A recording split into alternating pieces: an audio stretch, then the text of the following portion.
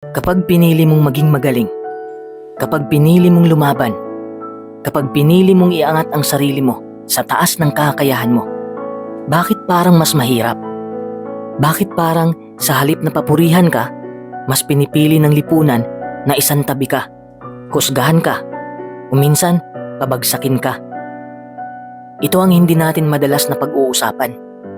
Ang katotohanang namumuhay tayo sa isang lipunan na tila pinarurusahan ang kagalingan at tinatanggap ang pagiging sakto lang. Pero bakit ganon? Anong nangyari sa mundong ito? Kapag sinabi mong lipunan, ano nga ba ang una mong naiisip? Isang malaking mundo? Mga taong hindi mo kilala? Batas? Pamahalaan? Pero kung iisipin mong mabuti, ang lipunan ay hindi lang malawak na konsepto. Ito ang kabuuan ng lahat ng paligid mo. Yung mga taong nakakasalamuha mo araw-araw. Yung mga tinig na paulit-ulit mong naririnig. Yung mga tingin na bumubusisi sa bawat galaw mo.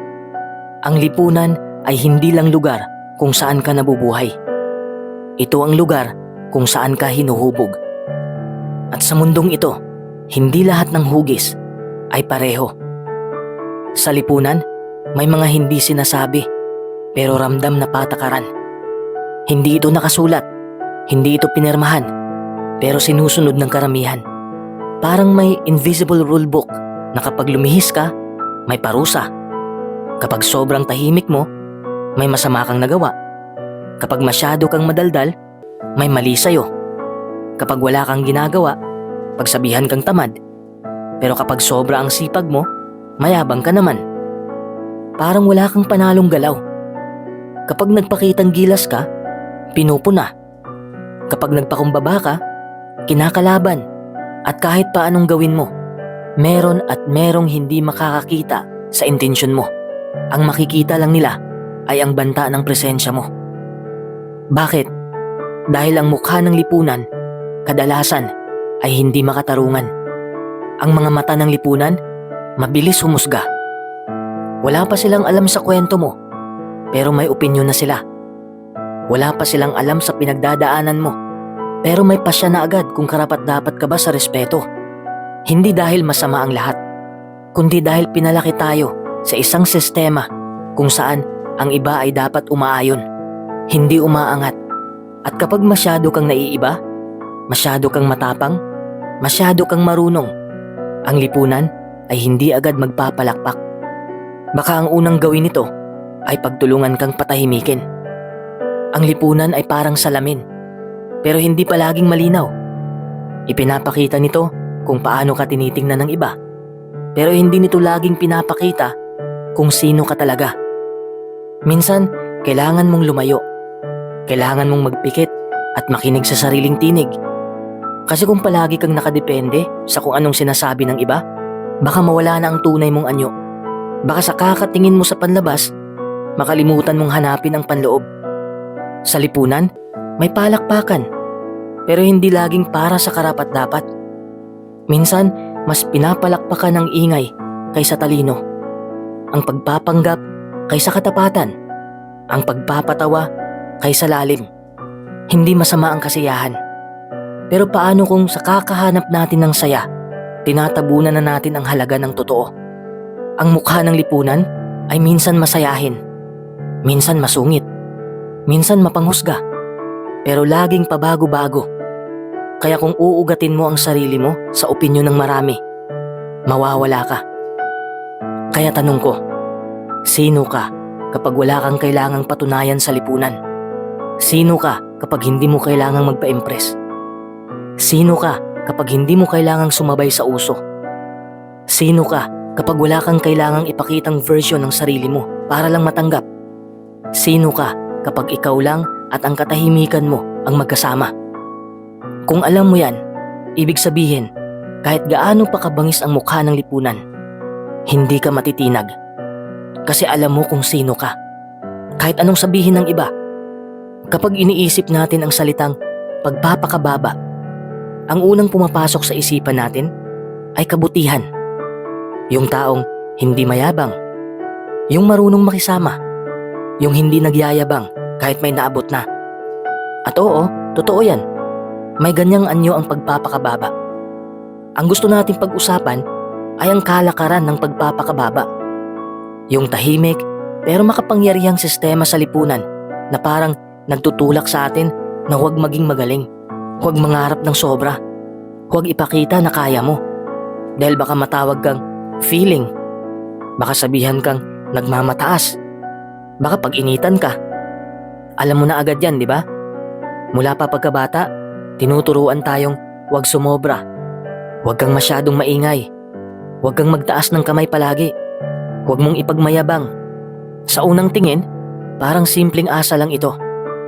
Pero sa totoo lang, unti-unti nitong tinuturuan ng utak natin na bawasan ang sarili nating lakas, na itago ang kagalingan, na ikumpara ang sarili at ibaba kung kinakailangan. Ang resulta, dumadami ang mga taong natututo na lang mag-adjust pababa kaysa mga has tumaas. Nagpapakababa hindi dahil sa kababaang loob, kundi dahil sa takot. Takot na hindi matanggap, takot na matawag, takot na maiba. At dito nagsisimula ang kalakaran. Kapag naging magaling ka, sinasabi nilang nagyayabang ka. Kapag tumahimik ka, tinatawag kang maarte. Kapag nagtapat ka ng goals mo, sinasabing ambisyoso ka masyado. Hindi ba nakakapagod? Yung kahit gusto mong mag-push, gusto mong mag-grow, gusto mong magsumikap, parang lagi kang binubunggo ng opinyon ng iba. Ito ang nangyayari sa isang lipunang nasanay sa average. Kapag may isang umaangat, hindi agad celebration ang reaksyon. Minsan, pangungutya. Minsan, silent treatment. Minsan, inggit na nakabalot sa concern. At dahil ayaw nating makabangga, pinipili na lang natin na huwag ipakita ang buong potensyal natin. Pinipili nating ikubli yung galing natin para hindi na lang matawag na iba. Pero tanong, ilang beses mo nang pinigilan ang sarili mong magsalita kahit may ideya ka? Ilang pagkakataon na ang nilagpasan mo dahil ayaw mong masabihang masyado kang mataas?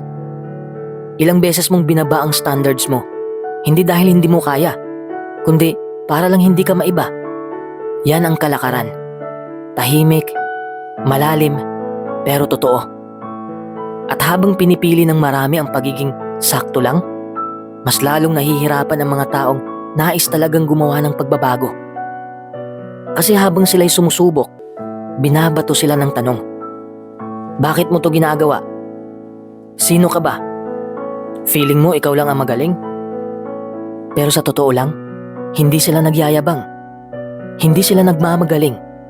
Gusto lang nila maabot ang kakayahang alam nilang meron sila. Kaya kapag sinasabi nating kalakaran ng pagpapakababa, hindi ito simpleng asal. Isa itong kultura. Isang siklo na paulit-ulit. At ang malungkot, minsan tayo-tayo rin ang nagpapatuloy nito kahit di natin namamalayan. Pero ito ang maganda. Pwede mo siyang tapusin. Pwede mong piliing hindi sumabay. Pwede mong piliing ipagdiwang ang galing ng iba. At sa parehong paraan, ipaglaban ang sarili mong kagalingan. Walang masama sa pagiging magaling. Walang kasalanan sa pag-angat. At lalong hindi dapat ikahiya ang kayang gawin. Ang tunay na kababaang loob ay hindi ang pag-ikot pabalik para magkasya sa maliit na mundo ng iba, kundi ang patuloy na pag-angat na may intensyon na magbigay inspirasyon sa iba na kaya rin nila. Kaya huwag kang matakot. Kung kailangang lumakad mag-isa, lakad. Kung kailangang tumahimik muna, tahimik. Pero wag mong babaan ang sarili mo para lang kumasya sa mundong hindi pa handang tanggapin ang kagalingan mo. Dahil balang araw, makikita rin nila. At kapag nakita nila, baka ikaw na rin ang magsindi ng apoy sa mga pinili ring itago ang liwanag nila. Sa sandaling piliin mong maging higit sa sakto na, magsisimula kang mapansin. Pero hindi palaging positibo ang atensyon. Mapapansin kang iba. Mapapansin kang hindi kagaya ng nakararami. At kapag ikaw ay iba, madalas hindi ka agad tatanggapin. Kasi ang tao, likas na natatakot sa hindi pamilyar. Kapag di ka na tumutugma sa daloy ng karamihan, Magiging target ka ng tanong, ng duda, at ng distansya. Hindi mo pa nga nasasabi ang intensyon mo, may huhusga na. Hindi mo pa nga naipapakita ang kabuuan mo, may sisita na. Ang pagiging kakaiba sa lipunang ito ay hindi laging binibigyang halaga. Madalas, ito ay binabantayan at kung minsan, binabatikos.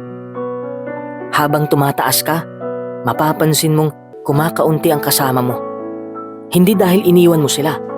Minsan, sila ang kusang umiiwas. Kasi kapag nagbabago ka, pinapaalala mo sa iba na pwede rin pala silang magbago at hindi lahat handa sa ganong katotohanan. Ang dating masayang usapan, lumalalim. Ang dating kulitan, nagkakaroon ng pagitan. Hindi mo ito pinili, pero mararamdaman mong hindi ka na fit. At doon mo mararamdaman ang bigat ng pag-iisa. Hindi dahil wala kang kasama, kundi dahil hindi lahat ng kasama mo dati ay kayang sabayan ka ngayon. Masakit. Totoo. Pero bahagi ito ng presyo ng kagalingan.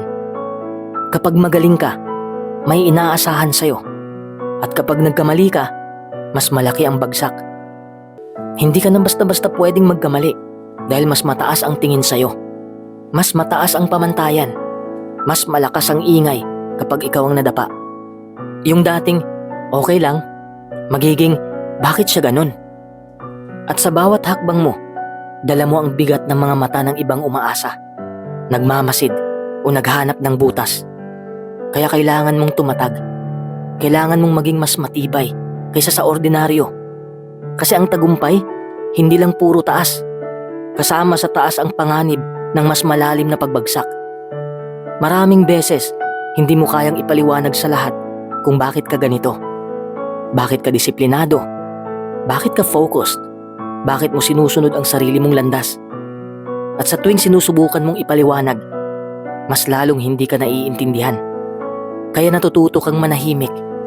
Natututo kang itikom ang bibig mo kahit punong-puno ka na. Ito ang uri ng pananahimik na hindi dahil wala kang masasabi, kundi dahil alam mong hindi ka maiintindihan ng lahat. Kaya itinatago mo ang sakit, itinatago mo ang pagod, itinatago mo ang kwento ng sakripisyo. Kasi hindi lahat handang makinig. Kahit gaano ka kagaling, darating ang gabi na mapapaisip ka, tama pa ba to? Bakit parang ako lang ang ganito? Bakit parang mas madali kung sumuko na lang? Dahil ang totoo, kahit malakas ka, tao ka pa rin. Napapagod, nagsasawa, nahihirapan. At kapag nararamdaman mong ikaw na lang mag-isa, kapag hindi mo na maramdaman ang suporta ng paligid mo, natural lang na magduda ka sa sarili mo. Ito ang pinakamahirap bayaran sa lahat. Yung pagdududa mo sa sarili mong halaga. Sa kabila ng lahat ng effort, sakripisyo at determinasyon, may mga oras pa rin na parang hindi sapat. Pero kahit ganun, tumatayo ka pa rin at doon nasusukat ang tunay na kagalingan. Oo, may kabayaran. Oo, hindi madali. Pero sulit ba? Ang sagot? Oo. Kasi ang kagalingan ay hindi lang tungkol sa resulta, kundi sa taong nabubuo mo habang pinipiling maging magaling. Ang tibay ng loob, ang lalim ng pangunawa, at ang lakas ng pananampalataya sa sarili. Lahat yan bunga ng landas na mahirap, pero makabuluhan. Hindi ka lang nagiging magaling sa paningin ng iba, nagiging buo ka sa paningin mo. At sa huli, yun ang pinakamahalaga. Hindi lang ito tungkol sa inggit. Hindi lang ito tungkol sa pride. Ito ay malalim na ugat ng takot. Takot sa pagbabago. Takot sa hindi kilala. Takot na baka hindi na sapat ang mga sarili nila kapag may isang tulad mong pilit umaangat. Ang sistemang ito ay pinapalaganap sa maraming paraan. Sa edukasyon na nakatemplate, sa kultura ng pagpapasikat pero hindi ng pagpapalalim, at sa social media kung saan mas pinipili ang viral kaysa valuable. Kapag nawala ang pagpapahalaga sa kalidad, ang natitira ay dami. At kapag dami ang basihan, mas madaling pasukin ng mediocrity ang sentro ng atensyon. At doon, unti-unting pinapalitan ang kahulugan ng tagumpay. Pero may mga hindi sumusuko. May mga patuloy na lumalaban. Tahimik, matatag, hindi palakpak ang hanap, kundi pagbabago. Hindi views o likes, kundi impact. Sila ang mga hindi umaayon sa sistema. Hindi para sirain ito, kundi para ipakita na pwede palang may ibang paraan. At kung ikaw ay isa sa mga yan, na kahit pinupuna, tinatawanan o binabaliwala, patuloy pa rin nagpupursige.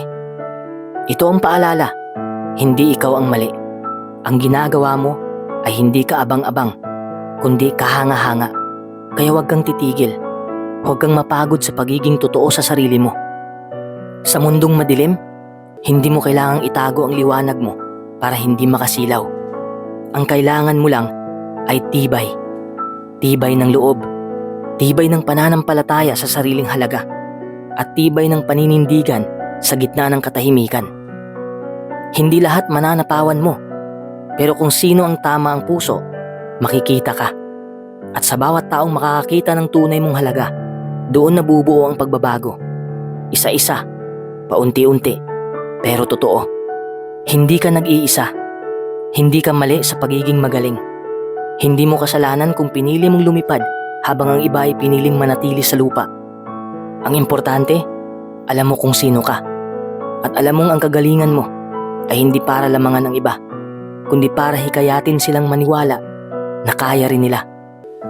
Sa lipunang pinarurusahan ng kagalingan, ang pagpili mong magsikap ay revolusyon. At ang revolusyon na yan, kahit tahimik, ay makapangyarihan.